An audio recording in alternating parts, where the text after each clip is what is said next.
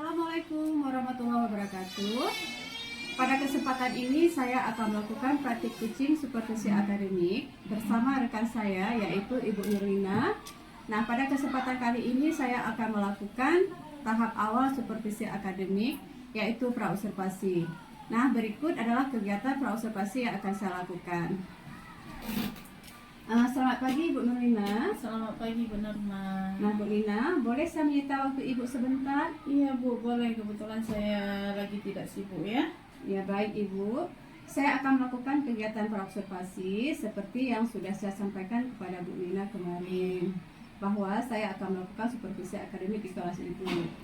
Nah, tujuan supervisi akademik ini untuk membantu Ibu Lina dalam mengembangkan dan meningkatkan kompetensi Ibu sebagai guru. Nah, jadi kita akan ngobrol santai ya Bu ya. Iya, Bu. Nah, dari kegiatan ini kita akan melihat sejauh mana kesiapan Ibu dalam melaksanakan kegiatan pembelajaran. Nah, Bu Lina, dari obrolan kita pada hari ini, apa yang Ibu harapkan? Baik Bu Norma ya, dari kegiatan obrolan ini saya berharap saya dapat mengembangkan kompetensi saya sebagai guru khususnya. Kemudian dalam kegiatan pembelajaran yang berlangsung di dalam kelas. Oke, baik Bu. Semoga saya dapat membantu ya Bu ya. Nah, kalau boleh saya tahu, besok Ibu akan memberikan materi apa? Iya. Besok saya akan memberikan materi tentang bagian tubuh tumbuhan dan fungsinya. Ini materi kelas 4 pelajaran IPAS Bu ya. Baik Ibu. Nah, oh ya. Apa tujuan pembelajaran yang ingin Ibu capai? Iya. Dalam materi ini ada 3 tujuan. Yang pertama itu dapat mengidentifikasi bagian-bagian tubuh dari tumbuhan dengan tepat. Kemudian yang kedua, peserta didik memahami fungsi dari masing-masing bagian tubuh tumbuhan dengan benar. Kemudian satu lagi, peserta didik dapat mengaitkan fungsi bagian tubuh dengan kebutuhan tumbuhan untuk tumbuh, mempertahankan diri serta berkembang biak dengan percaya diri. Baik. Nah, sehubungan dengan hal tersebut, apa saja persiapan yang Ibu sudah siapkan? Ya, saya sudah menyiapkan perangkat pembelajaran seperti modul ajar, kemudian media pembelajaran, kemudian evaluasi tentang penilaian ya. Iya. Baik. Oke, Bu ya. Jadi sudah lengkap sekali ya perangkat yang Ibu siapkan. Nah, terkait dengan hal itu, apa kesulitan atau hambatan yang hambatan Ibu ya dalam menyampaikan materi pelajaran besok? Ini Bu ya, dalam satu kelas itu bukan kemampuan siswanya berbeda-beda. Ada yang mudah dalam menangkap materi pembelajaran, ada juga yang sulit dalam menangkap materi pembelajaran. Iya, baik Ibu. Terkait dengan itu, apakah strategi yang Ibu akan lakukan dalam mengatasi kesulitan tersebut? Saya akan menggunakan media pembelajaran yang beragam Bu, untuk memfasilitasi kebutuhan belajar siswa yang beragam dengan menggunakan metode berdiferensiasi. Berarti Bu Lina sudah sangat mempersiapkan media pembelajaran yang menyesuaikan ya Bu ya dengan kebutuhan siswa. Ya bagus sekali Ibu. Nah, dari sini sudah kelihatan bahwa Ibu sudah menerapkan pembelajaran yang berdiferensiasi ya Bu ya. Nah, dari persiapan Ibu, apakah masih ada yang kurang? Iya Bu, media pembelajaran yang saya buat ini masih dalam proses Bu. Oh begitu ya Bu ya. Nah, untuk menyelesaikan media pembelajarannya, Ibu misalnya ada perlu bantuan dari siapa atau siapa yang Ibu harapkan? Iya Bu, saya membutuhkan bantuan ini. Mungkin saya akan meminta bantuan dari rekan guru, atau mungkin Bu Norma bisa membantu saya. Iya, insya Allah saya bisa membantu Ibu Iya ya. Bu, terima kasih. Iya Ibu. Nah, dari kompetensi, Ibu ya, kompetensi apa yang ingin Ibu kembangkan dari kegiatan ini? Iya. Yang ingin saya kembangkan yaitu kemampuan intelektual dan kemampuan sosial emosional dalam melaksanakan kegiatan pembelajaran. Iya, baik. Nah, dari penjelasan Ibu, berarti Ibu ingin mengembangkan kompetensi profesional ya, sosial dan kepribadian. Nah, seperti apa yang Ibu akan lakukan dalam mengembangkan kompetensi yang Ibu sebutkan tadi? Ya, saya akan menyiapkan perangkat pembelajaran yang lebih lengkap, Bu, ya.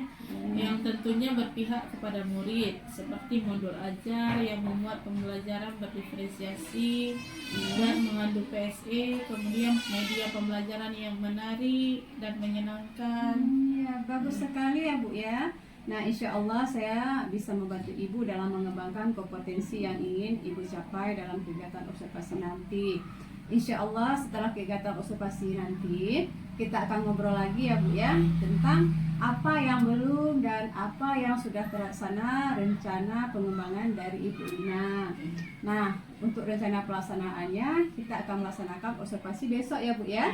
Dan sesuai dengan yang sudah kita sepakati ya Bu. Nah, baik Ibu, terima kasih. Nah, semoga besok semuanya berjalan dengan lancar ya Bu ya, tanpa ada hambatan apapun. Oke, demikian kegiatan kucing supervisi akademik di tahap observasi bersama dengan Ibu Nurlina. Sekian, assalamualaikum warahmatullahi wabarakatuh. Assalamualaikum warahmatullahi wabarakatuh.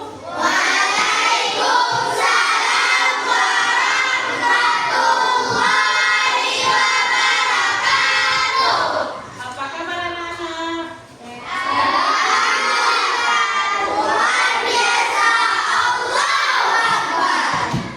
Masih semangat?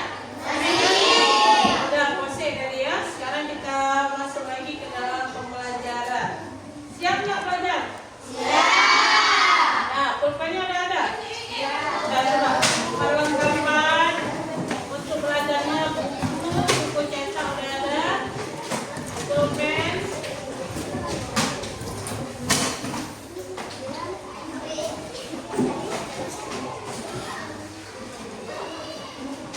Nah, siap. Nah, sebelum kita lanjutkan, Ibu mau absen. Ada yang tidak hadir hari ini? Alhamdulillah hadir semua ya? Alhamdulillah, berarti kita hari ini diberi kesehatan oleh Allah untuk bisa hadir ke sekolah untuk menuntut ilmu. Nah, di sini anak-anak Ibu pasti semuanya mempunyai cita-cita yang tinggi.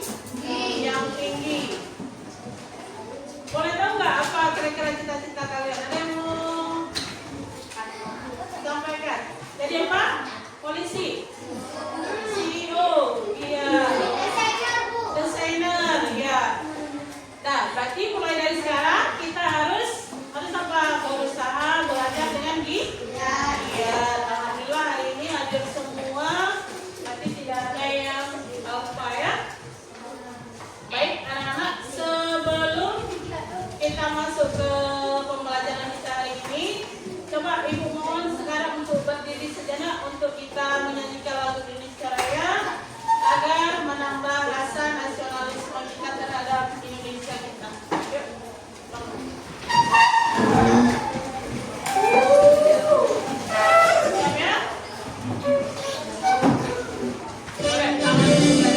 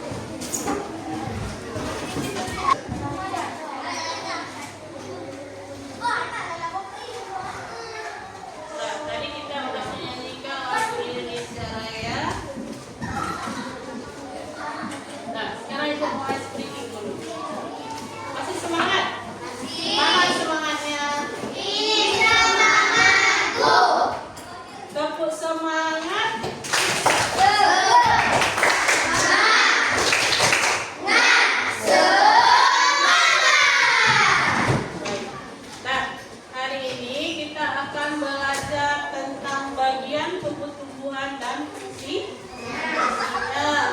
Masih ingat nggak minggu lalu kita sudah mempelajari materi apa?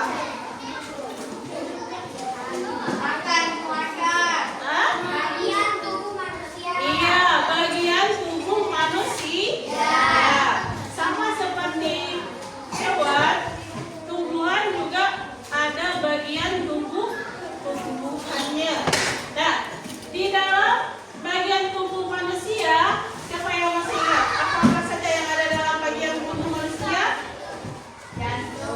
Iya, ada organnya. Ada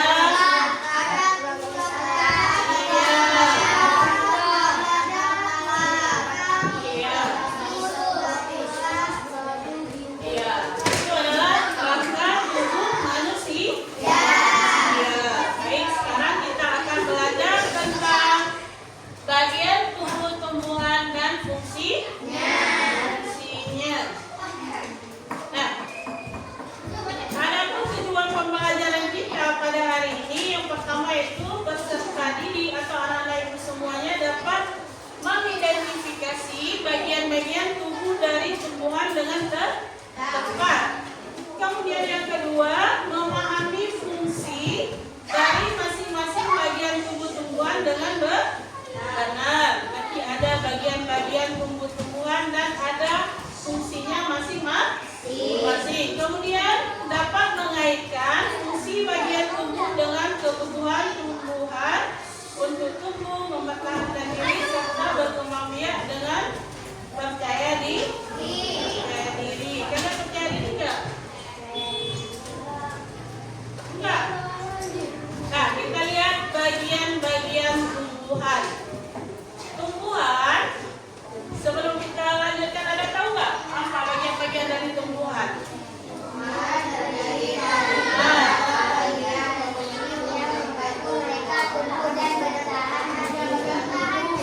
Iya. Ini yang ibu pegang ini apa?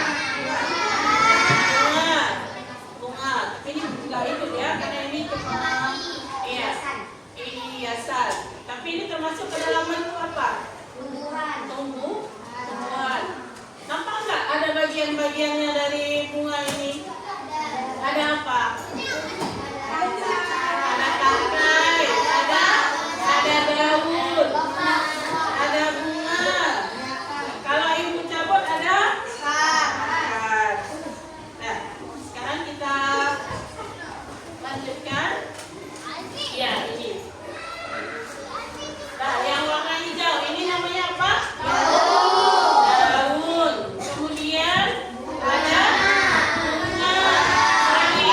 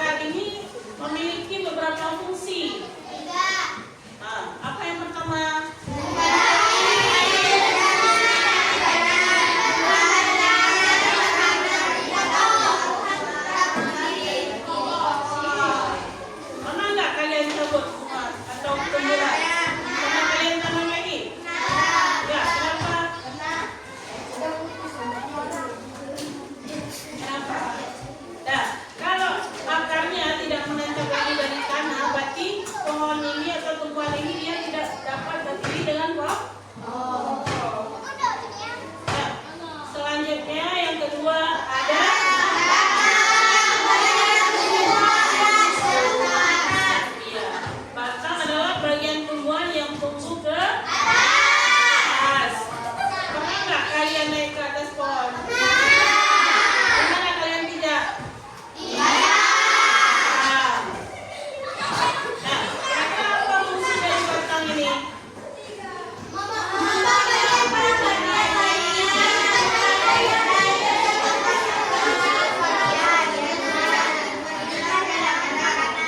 Iya. Coba satu orang, siapa yang mau sebutkan? Coba. Yang ini fungsi dari batang. Coba. Menopang. Ya, apa lagi?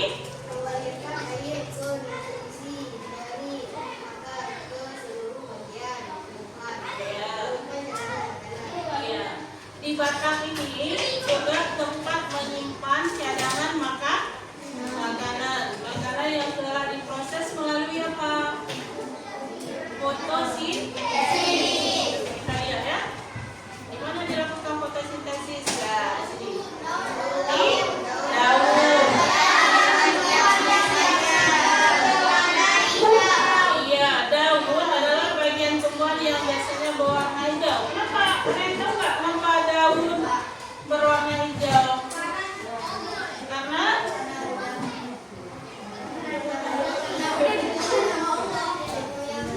kenapa? Ada yang namanya zat hijau dan daun atau apa? Klorofil. Zat hijau dan daun. Nah, daun ini memiliki beberapa fungsi.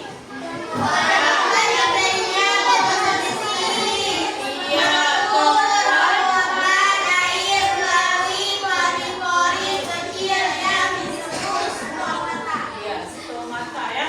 Waktu kita lihat daun, di dalam daun ini ada matanya, stomata yang kecil-kecil. Ini bisa kita lihat dengan menggunakan alat yang namanya apa? Iya, mikroskop. Selanjutnya apa lagi?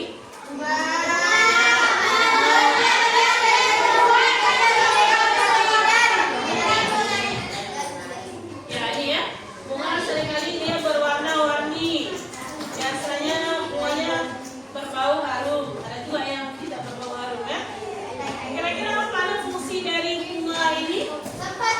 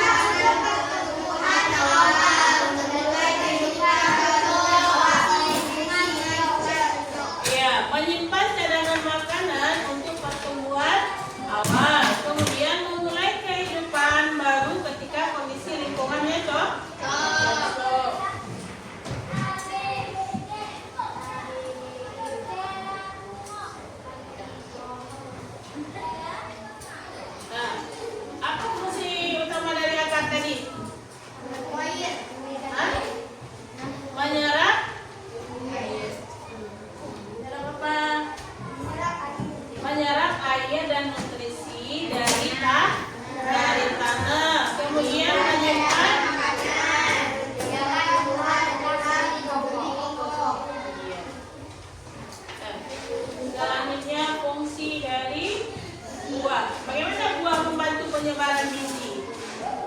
Ada yang bisa ceritakan nggak? Tadi yang dibantu oleh hewan malam, kelelawar. Nah, kemudian buah itu jatuh di tempat lain. Lama kelamaan buah ini tumbuh menjadi pohon baru. Kemudian bagaimana buah membantu penyebaran biji? Buah membantu penyebaran biji ke tempat yang jauh melalui hewan atau angin.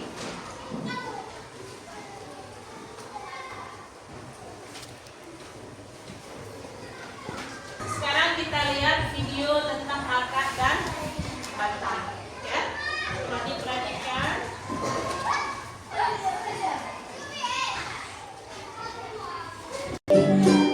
Halo Sobat Pintar, tumbuhan merupakan salah satu makhluk hidup yang dapat makan, bergerak, tumbuh, bernapas, dan berkembang biak. Untuk segala aktivitasnya ini, tumbuhan dilengkapi dengan berbagai bagian yang memiliki fungsi tertentu. Bagian-bagian tumbuhan adalah akar, batang, daun, bunga, buah, dan biji. Di cerita kali ini, Pipo dan Lula akan membahas perbedaan tumbuh-tumbuhan yang ada di sekitar kita. Ayo kita belajar bersama-sama.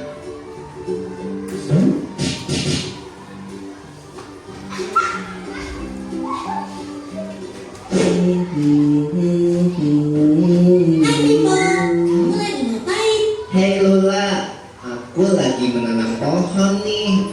Menanam pohon. Pohon apa, Pipo? Ini pohon mangga Lula. Wah, kenapa bagian bawah pohonnya bercabang-cabang begitu? Nah, bagian bercabang-cabang ini namanya akar. Akar itu jalannya masuk air dan makanan atau zat hara tumbuhan. Makanya akar berada di dalam tanah dan ujungnya meruncing supaya bisa menembus tanah. Oh ya? Iya, di cabang-cabang akar ini terdapat rambut akar, di mana air dan zat hara masuk.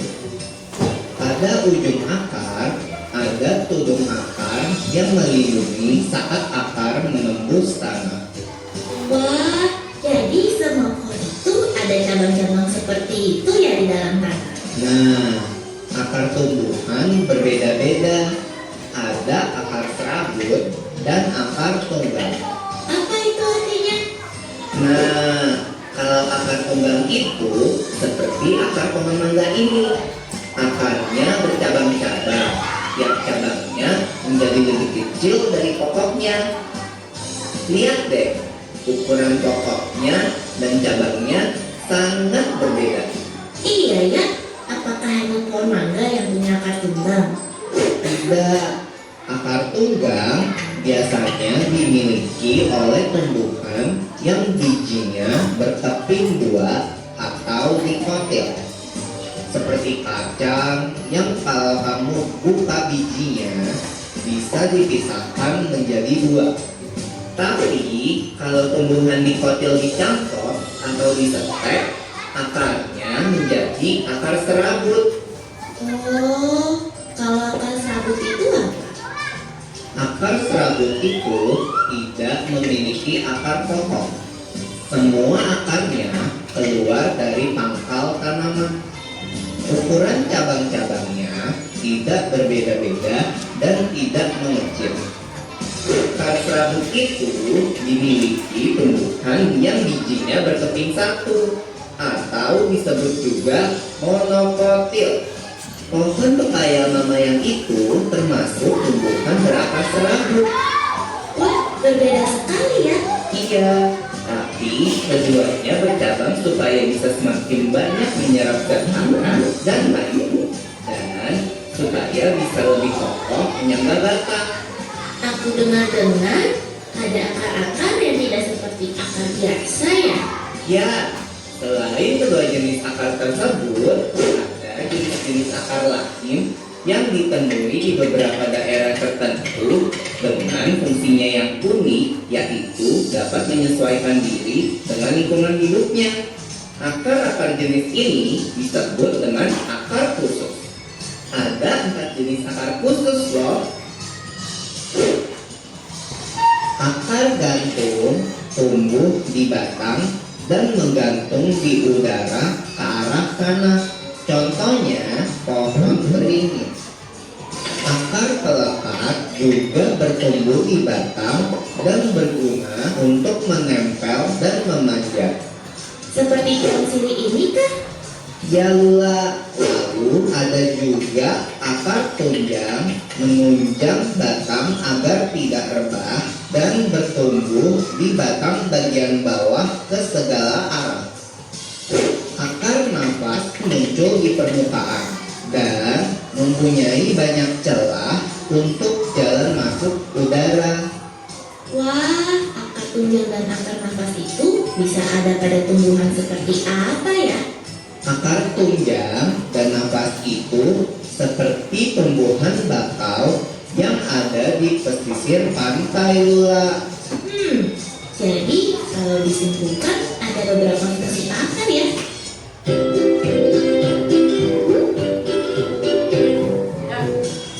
Pertama, untuk menjaga makanan seperti air dan gas. Lalu sebagai fondasi dan juga sebagai alat pernapasan. Iya, beberapa akar juga menyimpan bahan makanan seperti ubi dan bengkoang. Nah, sudah selesai nih menanam pohon mangganya. Mau melihat-lihat tanaman lain? Ibu, jangan lupa ya, rumputnya dipotong. Oh iya, hampir lupa. Baik, Ma. Ayo, sini aku bantu Pipo.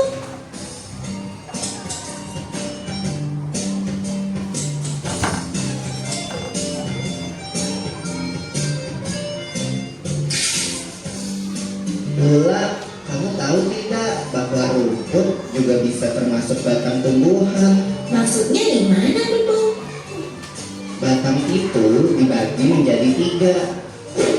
Yang biasa kita lihat itu batang berkambium. Kambium itu bertumbuh keluar untuk membuat kulit kecoklatan seperti di pohon mangga tadi. Kambium juga bertumbuh ke dalam dan membuat batang bertambah besar.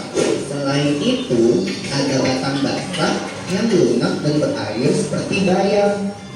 Ada juga batang rumput yang memiliki ruas-ruas dan sering berongga.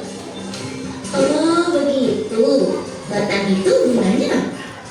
Batang itu seperti saluran air dan zat hara yang diserap akar disalurkan ke daun.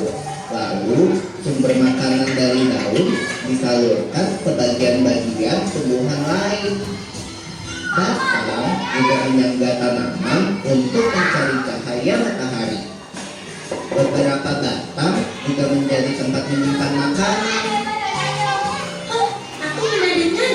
Contohnya tanaman tebu ya? Iya, betul. Ngomong-ngomong soal tebu, di warung makan tuh ada yang tebu. Kesana yuk. Ayo, kebetulan aku sudah selesai memotong rumput. Aku minta izin dulu sama mama ya, sekalian menyimpan alat pemotong rumput ini.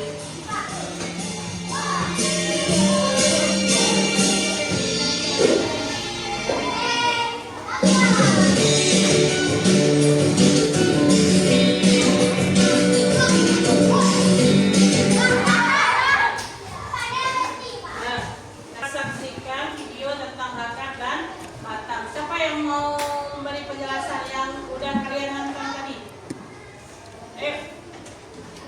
Tadi ada diceritakan tentang akar. Tahu nggak ada berapa macam akar tadi? Ada? Iya, ada 4. Apa-apa saja? Iya, akar dan gantung. Kemudian apa lagi? Akar tunjang. Apa lagi? Akar nafas.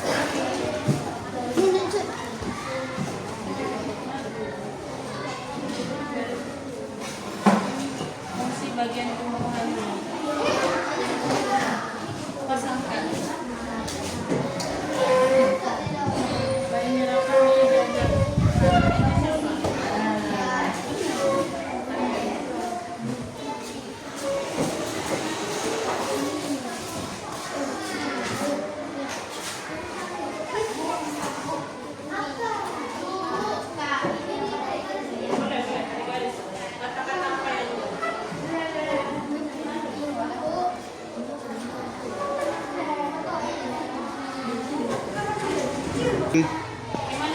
Siap? Udah, siap.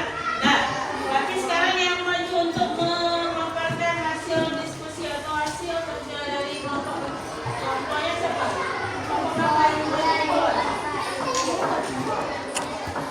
Ini, kelompok ini. Ya, yang ini.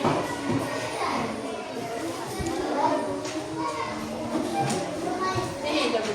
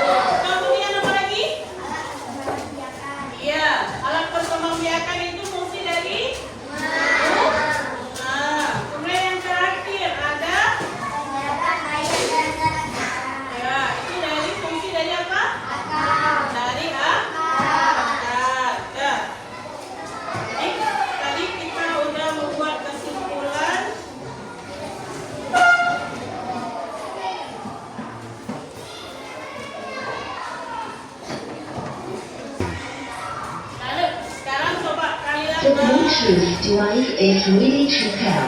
Meletakkan semua The peralatan. Bluetooth device is connected successfully. Coba duduk yang tenang.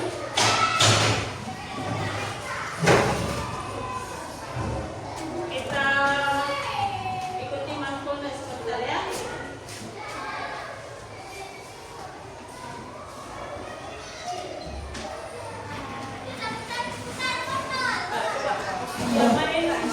Langkah pertama, hentikan sejenak apa yang Anda lakukan.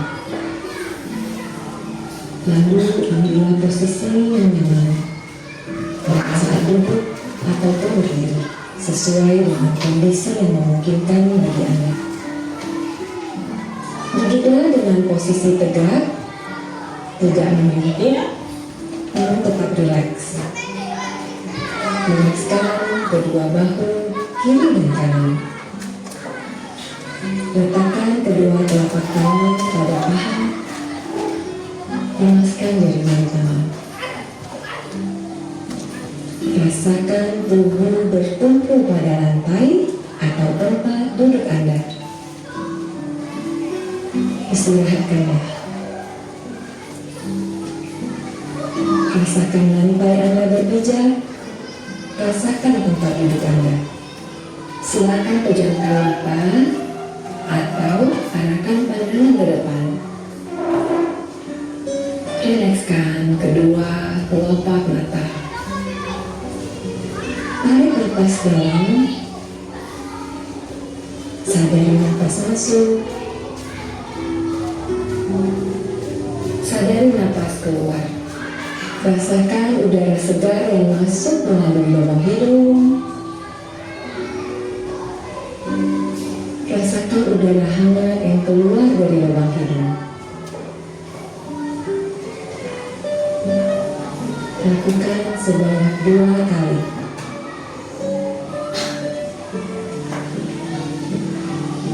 Napas masuk, napas keluar. Amati apa yang Anda rasakan pada tubuh Anda. Adakah bagian tubuh yang terasa kaku? Rilekskan tubuh, mulai dari otot-otot wajah, leher, punggung, bahu kiri, bahu kanan.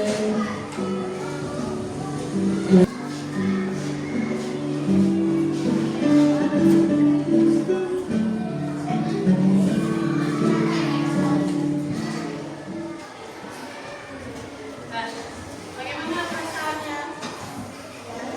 Hah? Ngantuk? Tenang? Hah? Nah, gimana?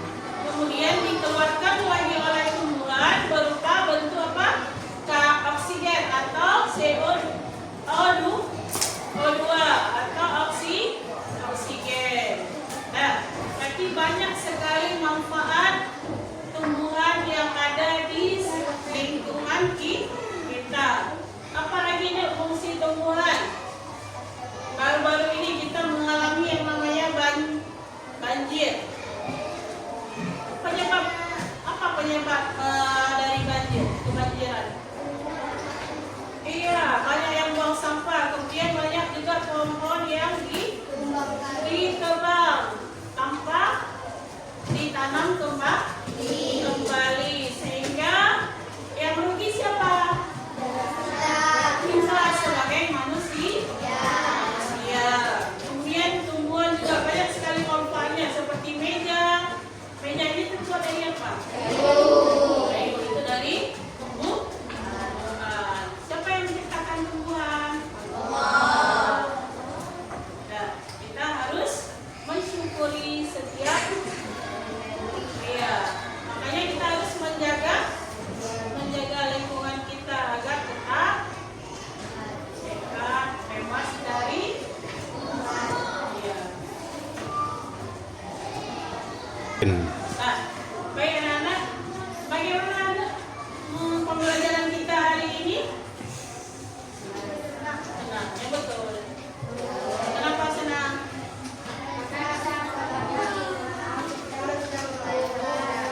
Bagian tumbuh-tumbuhan, baik. Nah, baik.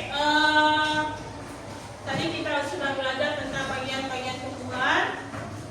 Berarti minggu depan kita akan belajar tentang perubahan wujud zat. Ya, untuk minggu depan kita akan belajar tentang perubahan wujud zat.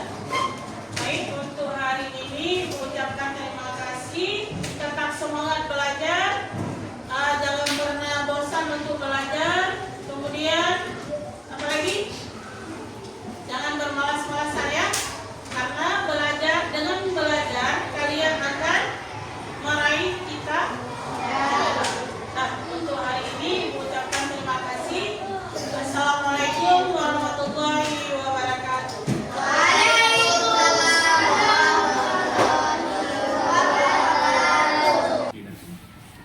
Assalamualaikum warahmatullahi wabarakatuh.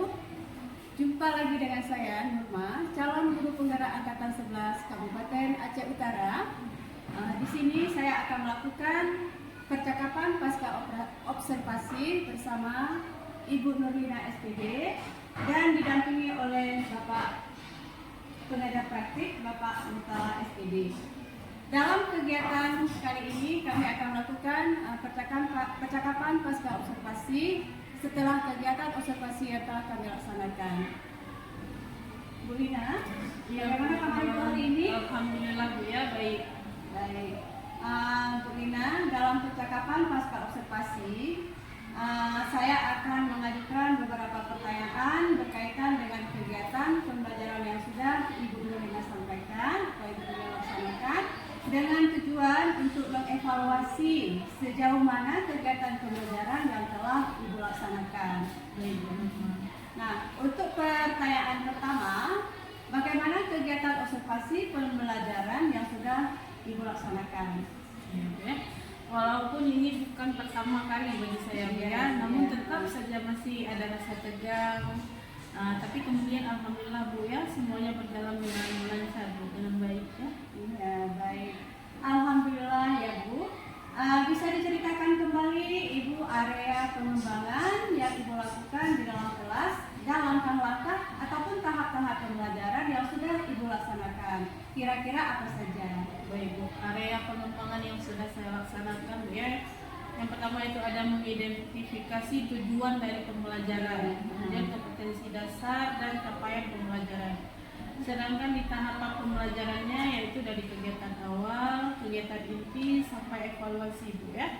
Dan penilaian yaitu dengan menyiapkan soal atau rubrik penilaian untuk mengukur hasil belajar siswa. Kemudian saya memastikan penilaian tersebut mencakup 3 aspek. Itu ada aspek kognitif, afektif, dan psikomotorik. Insya Allah itu juga sudah saya laksanakan. Baik. Menurut Ibu Nurlina, apakah pengembangan yang Ibu kembangkan sudah berhasil dengan baik? Alhamdulillah Bu, menurut saya sudah Bu ya. Namun memang masih ada sedikit Bu kendala. Ini mungkin sudah lazim dialami oleh rekan guru lain. Yaitu ada beberapa anak atau peserta didik itu yang memang masih kurang aktif dalam kegiatan proses pembelajaran. Iya betul Ibu ya. masalah seperti itu memang lazim dialami oleh guru-guru yang lain. Lalu yang Ibu lakukan dalam mengantisipasi masalah tersebut di kegiatan pembelajaran berikutnya itu bagaimana? Ya, untuk mengatasi masalah ini dalam pembagian kelompok nih Bu, saya akan berpedoman berdasarkan gaya belajar murid. Ini sehingga murid tersebut merasa nyaman dengan anggota kelompoknya gitu Bu. Sehingga proses pembelajarannya akan berlangsung dengan baik. Baik, berarti itu adalah rencana Ibu ya untuk kegiatan pembelajaran ke depan, yaitu dengan memperhatikan gaya belajar siswa sebagai pedoman dalam pembagian kelompok ya, sehingga siswa itu merasa lebih nyaman ya. Begitu. Baik. Nah, kira-kira kapan Ibu akan melaksanakan perubahan atau perbaikan yang Ibu sampaikan tadi? Ya, insya Allah Bu, secepatnya Bu ya, saya akan melaksanakan karena ini berkaitan dengan kepentingan murid. Baik Ibu. Semoga perubahan dan perbaikan yang Ibu rencanakan tadi dapat sesegera mungkin dapat terlaksana dan masalah yang Ibu alami dalam kelas dapat teratasi dengan baik ya Ibu. Iya. Saya menunggu kabar-kabar baik dari Ibu. Iya Bu, terima kasih Bu. Sama-sama Ibu Nurlina.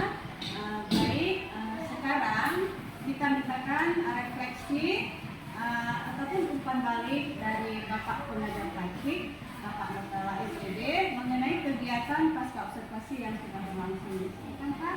Terima kasih ya Ibu Nurma dan terima kasih kepada Ibu Nurlina yang sudah melakukan kegiatan pasca observasi dengan sangat baik, sehingga saya melihat dan keseluruhannya itu sudah sangat sempurna.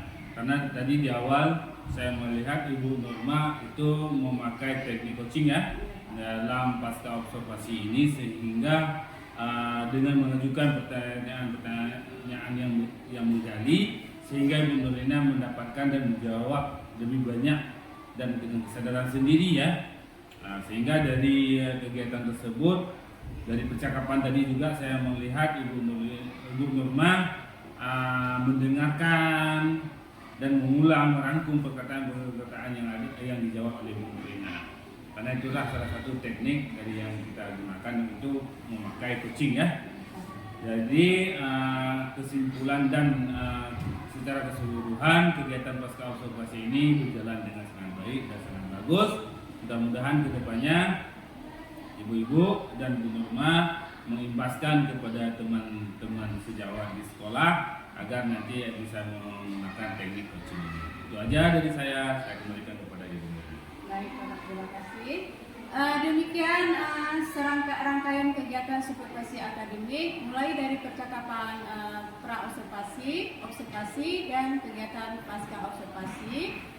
Terima kasih Ibu Nurlina dan Bapak Pengajar Praktik atas kesempatannya. Saya akhiri. Wassalamualaikum warahmatullahi wabarakatuh. Waalaikumsalam warahmatullahi wabarakatuh.